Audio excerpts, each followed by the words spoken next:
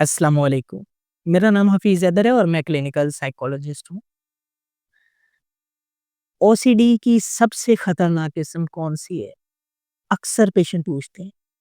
ویسے تو او C D بہت زیادہ خطرناک ہے، چاہے جو ہے کوئی بھی کسی بھی قسم کی اس کی کیٹیگری ہو، لیکن میرے خیال سے سب سے زیادہ خطرناک جو ہے او سی ڈی کی جو ایک قسم ہے نا، وہ ہے فیئر آف کنٹیمینیشن، گندگی کا خوف۔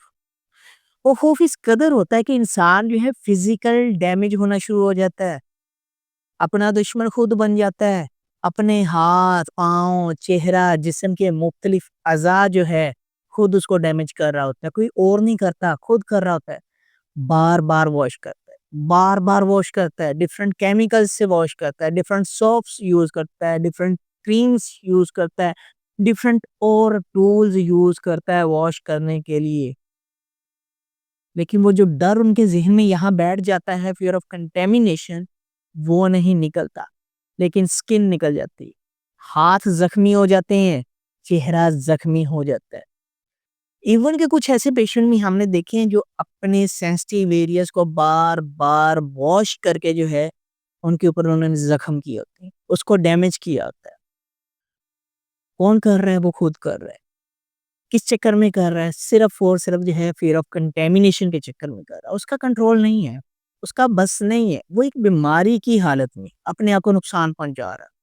اور میرے خیال سے فیئر آف کنٹیمینیشن سب سے زیادہ خطرناک ہے، کیونکہ او سی ڈی کی باقی بھی کیٹیگری خطرناک ہیں، لیکن اس میں سائیکولوجیکل ڈیمیج زیادہ ہوتا ہے۔ لیکن اس میں کیا ہوتا ہے، سائیکولوجیکل ڈیمیج کے ساتھ ساتھ فزیکل ڈیمیج جو ہے کلیئرلی آبزرو ہو رہا ہوتا ہے۔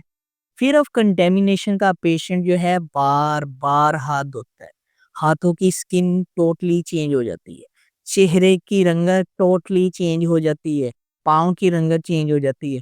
ایون کہ بعض پیشنٹ تو پرائیویٹ آرگنز کو اس قدر واش کرتے ہیں کہ اس کے اوپر زخم بن جاتے ہیں، انہیں ہاسپٹل سیٹنگ میں جانا پڑتا ہے۔ اس قدر گندی فیئر آف کنٹیمینیشن ہے، بہت سارے لوگ پریشان ہیں، بہت سارے لوگ اس میں ڈائیگنوز ہیں۔ تو میں ان سے یہی کہوں گا کہ آپ اپنے ٹریٹمنٹ پہ فوکس کریں، ادھر ادھر سرچ نہ کریں۔ بیسٹ کیا ہے، اگر کسی کا ٹریٹمنٹ لے رہے ہیں تو اس کے ٹریٹمنٹ کے پروٹوکولز کو فالو کریں اور اپنے آپ کو بہتر کریں تاکہ زندگی بہتر ہو سکے۔